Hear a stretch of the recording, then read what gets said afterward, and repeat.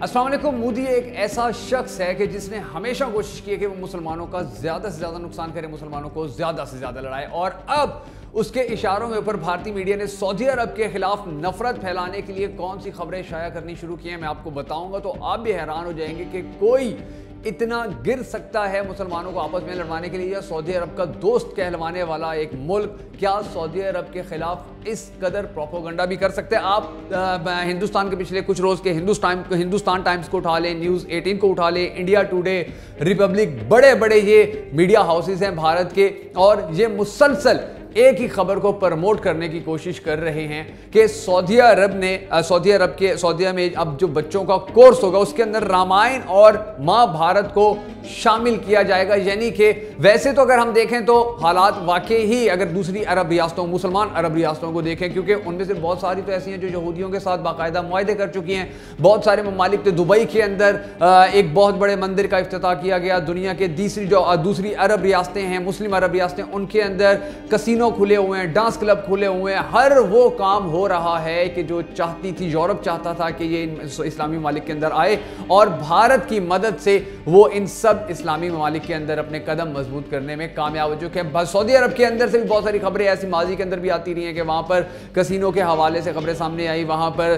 ताश खेलने के हवाले से खबरें सामने आती रही थी। मगर अब ये जो प्रोपोगंडा किया जा रहा है, ये एक ऐसे वक्त में किया जा रहा है कि जब पूरी दुनिया के मुसलमान ये देख रहे हैं कि सऊदी अरब, क्योंकि बाकी इतनी महंगी और इतनी ज़्यादा ताकतवर अरब रियासतों ने जो इसराइल के साथ मुआहदे कर लिए हैं, या मुसलमानों के खिलाफ होने वाले जुल्म के ऊपर वो आज तक खामोश बैठे हुए हैं, या उन्होंने हिंदुइज्म को अडॉप्ट करना शुरू किया है, तो क्या सऊदी अरब भी इसी तरह चल पड़ेगा या नहीं? और अल्हम्दुलिल्लाह अब तक ऐसा कोई फैसला, ऐसी कोई बात सऊदी अरब की ऑफिशियल वेबसाइट्स या उनके सरकारी इदारों की जानिब से नहीं आई है सामने, कि जिसमें यह कहा गया हो कि वो अपने बच्चों को कोर्स के अंदर रामायण पढ़ाएंगे या वो महाभारत पढ़ाएंगे। अब अगर सिर्फ पाकिस्तान के अंदर इस तरह की कोई चीज़ होती है, पाकिस्तान के अंदर बहुत सारे हिंदू रहते हैं, यहाँ पर वो अपनी किताबें पढ़ते हैं, भारत के अंदर बहुत सारे मुसलमान रहते हैं जिनको उनका मुसलमानों वाला सिलेबस पढ़ाया जाता है, दुनिया के बहुत सारे ममालिक में ऐसा होता है। मगर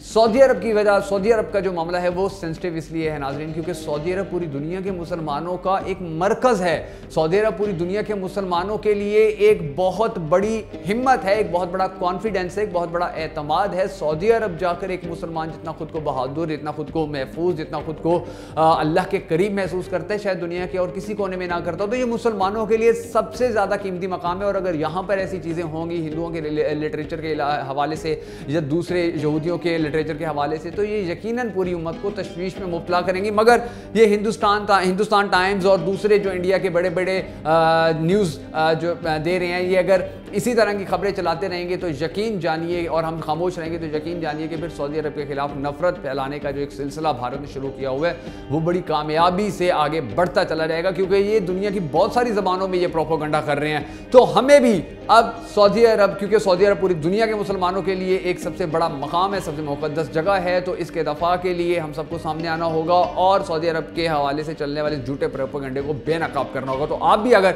इस बात में शामिल होना चाहते हैं तो हमारी इस वीडियो को लाइक करने के साथ साथ शेयर करना हरगिज़ मत भूलिएगा। और आखिर में वही एक दुआ कि अल्लाह ताला पाकिस्तान, सऊदी अरब और दीगर तमाम इस्लामी ममालिक की हमेशा हिफाजत फरमाए। अगर आप भी इस दुआ में शामिल होना चाहें तो कमेंट बॉक्स में आमीन ज़रूर लिख दीजिएगा।